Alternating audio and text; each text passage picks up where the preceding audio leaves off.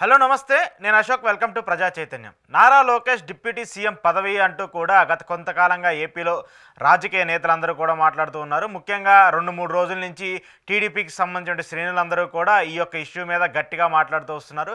లోకేష్కి deputy CM పదవి ఇవ్వాలి, డిప్యూటీ సీఎం పదవి ఇస్తే తప్పేముంది, సెకండ్ టర్మ్ లీడర్గానో లేదంటే పార్టీకి సంబంధించి థర్డ్ జనరేషన్ లీడర్గానో ఎమర్జ్ అవ్వాల్సిన బాధ్యత ఉంటుంది కాబట్టి లోకేష్కి డిప్యూటీ సీఎం పదవి ఇవ్వాలి. తద్వారా పార్టీకి రాబోయే రోజుల్లో టీడీపీ పార్టీ నడవడికి సంబంధించి ఒక ప్రశ్నార్థకం లేకుండా లోకేష్ ఉంటారంటూ కూడా ఎవరికి తోచినట్టు వాళ్ళు మాట్లాడుతూ వస్తున్నారు. అయితే ఆల్రెడీ ఉప ముఖ్యమంత్రిగా పవన్ కళ్యాణ్ ఉన్నారు. కూటమి సర్కార్ ఏర్పాటులో కావచ్చు, ప్రభుత్వం గెలవడంలో కావచ్చు, కొత్త ప్రభుత్వం ఏర్పడటంలో కావచ్చు, వీటన్నిటికీ సంబంధించి పవన్ కళ్యాణ్ కీలక బాధ్యత పోషించారు కాబట్టి ఆయనకి ఉప ముఖ్యమంత్రి పదవి ఇచ్చి కూటమిలో నెంబర్ 2గా ఉంటున్నారు. కానీ ఏవైతే పవన్ కళ్యాణ్ చేసినటువంటి వ్యాఖ్యలు ఉన్నాయో, పవన్ కళ్యాణ్ మాట్లాడుతున్నటువంటి తీరు ఉన్నదో అదంతా కూడా టీడీపీ పార్టీని కొంత ఇబ్బంది పెడుతుంది. టీడీపీ పార్టీ శ్రేణులకు కూడా కొంత ఆగ్రహం తెప్పిస్తూ ఉంది. ఇదే నేపథ్యంలో దానికి చెక్ పెట్టాలన్నా, పవన్ కళ్యాణ్ జోష్ని తగ్గించాలన్నా కూడా అదే టర్మ్లో అదే కండిషన్స్లో ఉండేటువంటి ఒక లీడర్ అయితే మళ్ళీ ముందుకు రావాలి, దానికి లోకేష్ అయితే బాగుంటారంటూ కూడా టీడీపీకి సంబంధించిన శ్రేణులు అందరూ కూడా ఒక ఆలోచనకు వచ్చారు. ఆలోచనకు రావడంలో తప్పేం లేదు. అది ఎవరికి సంబంధించి, ఎవరి ఇండివిజువల్కి సంబంధించి, పార్టీకి సంబంధించి మాట్లాడేటువంటి అంశం. కానీ పొత్తులో ఆల్రెడీ ఉన్నటువంటి ఉప ముఖ్యమంత్రి అయినటువంటి పవన్ కళ్యాణ్ పక్కన పెట్టేసి నారా లోకేష్ని ఉప ముఖ్యమంత్రి చేయటం ఏంటి అనేది అంటే ఒక వాదన కూడా వస్తుంది. ఎందుకంటే పొత్తు ఏర్పడటానికి కావచ్చు, కూటమి అధికారంలోకి రావడానికి కావచ్చు, పవన్ కళ్యాణ్ పోషించినటువంటి పాత్రని కూడా మనందరం చూస్తూ వచ్చాము, ఆయన అప్రిషియేట్ చేసుకుంటూ వచ్చాము. కానీ ఇప్పుడు ముగ్గురు మధ్య విభేదాలు వస్తున్నాయా, మూడు పార్టీల మధ్య గందరగోళం నెలకొందా, అందుకనే ఇప్పుడు నారా లోకేష్ని డిప్యూటీ సీఎం చేయాలని చెప్పేసి వాదన పెరుగుతుందా అనేటువంటి చర్చలు కూడా జరుగుతూ వచ్చాయి. కానీ ఇక్కడ కూడా దీనికి సంబంధించి ఇటు చంద్రబాబు నాయుడు కావచ్చు, లేదంటే పార్టీకి సంబంధించిన లైన్కి సంబంధించిన నేతలు కావచ్చు, ఎక్కడా కూడా దీని మీద స్పందించలేదు. ఎట్టకేలకు ఈ ఇష్యూకి సంబంధించి నారా లోకేష్ డిప్యూటీకి సంబంధించినటువంటి మాటలకు సంబంధించి ఆయన డిప్యూటీ చేయండి, అది చేయండి, ఇది చేయండి అంటూ మాట్లాడుతూ ఎవరైతే వస్తున్నారో వాళ్ళందరికీ కూడా పార్టీ క్రమశిక్షణా సంఘం అలాగే సెంట్రల్ పార్టీ ఒక ఆదేశం ఇచ్చింది. అదేంటో కూడా మీకు నేను చదివి వినిపిస్తాను.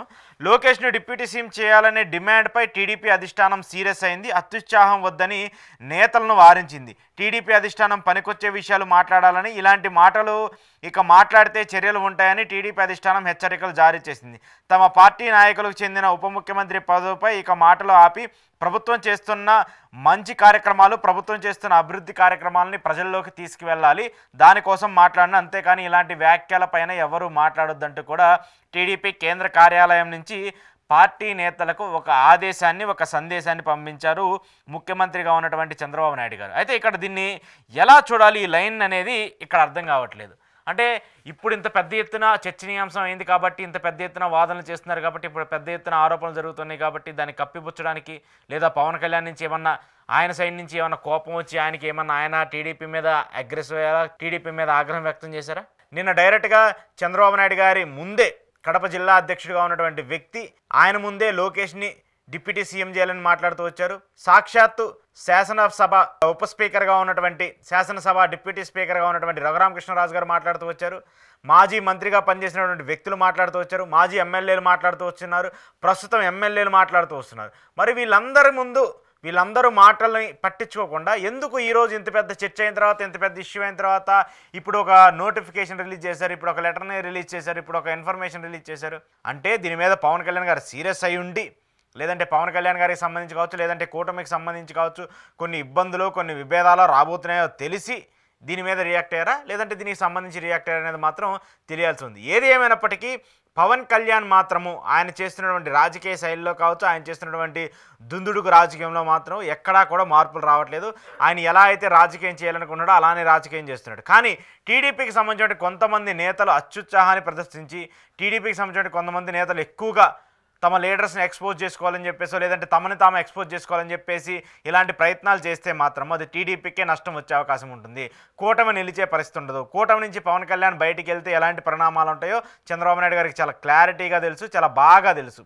ఎందుకంటే ఆయన పవన్ కళ్యాణ్ పక్కనుంటే ఎలా ఉంటుంది, పవన్ కళ్యాణ్ లేకపోతే ఎలా ఉంటుంది, బీజేపీ మనతో ఉంటే ఎలా ఉంటుంది, బీజేపీ లేకపోతే ఎలా ఉంటుందో 40 ఏళ్ళు రాజకీయంలో ఉన్నటువంటి నేతకి, ఇన్నిసార్లు ముఖ్యమంత్రి చేసినటువంటి వ్యక్తికి ఈ రాజకీయం గురించి చాలా బాగా తెలుసు. కాబట్టి టీడీపీ శ్రేణులు కొంత అత్యుత్సాహాన్ని పక్కన పెట్టేసి, ఈ యొక్క రాజకీయ పరిణామాల్లో లేదంటే రాజకీయ సంబంధించిన గొడవలకు సంబంధించిన పక్కన పెట్టేసి తమ పనులు తాము చేసుకోవాలి. అభివృద్ధికి సంబంధించిన పనులు కావచ్చు, లేదంటే కూటమి సర్కారు ఈ 8 నెలల్లో ఏదైతే ఏదైతే ప్రతిష్టాత్మకంగా చేసినటువంటి పనులున్నాయో వాటన్నిటిని కూడా ప్రజల్లోకి తీసుకెళ్లే విధంగా కావాలని ఇలాంటి వాటి మీద ఇలాంటి అనవసరమైన విషయాల మీద మాట్లాడొద్దంటూ కూడా పార్టీ నుంచి పార్టీ కేంద్ర కార్యాలయం నుంచి నేతలకు ఎమ్మెల్యేలకు పార్టీకి సంబంధించిన కీలక వ్యక్తులందరికీ కూడా ఒక డెడ్ లైన్ పెట్టినట్టు ఒక వార్నింగ్ ఇచ్చినట్టు ఒక సందేశాన్ని అయితే పంపించారు. మరి దీని మీద పార్టీ నేతలు ఎలా రియాక్షన్ అవుతారు, ఎలా రెస్పాండ్ అవుతారని చూడాలి. కానీ ఈ ఇష్యూ మాత్రం ఇంతటితో ఆగేది కాదు, ఇంతటితో సర్దు చెప్పేది కాదు. ఏదో నామమాత్రంగా ఏదో పైన మసిపూసినట్టు అలా చేయడానికి తప్పితే, సైలెంట్గా ఉండడానికి తప్పితే మాత్రము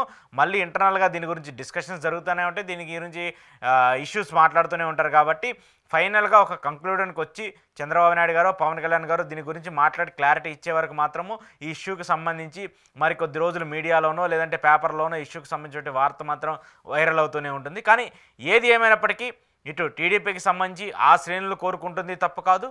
కానీ ఉప ముఖ్యమంత్రిగా ఆల్రెడీ పవన్ కళ్యాణ్ ఉండగా మళ్ళీ లోకేష్ని ఉప ముఖ్యమంత్రి చేయడం అనేది అది ఏంటి అనేది కూడా చర్చనీయాంశంగా మారుతూ వస్తుంది. మరి దీని మీద మూడు పార్టీలు ఎలా నిర్ణయం తీసుకుంటారు అనేది కూడా చూడాల్సింది. ఒకవేళ ఇలాంటి చర్చ మాత్రం జరిగితే మాత్రము కూటమి కుప్పకూలే పరిస్థితి ఉంటుందని చెప్పేసి కూడా రాజకీయ విశ్లేషకులందరూ కూడా చెప్తున్నారు.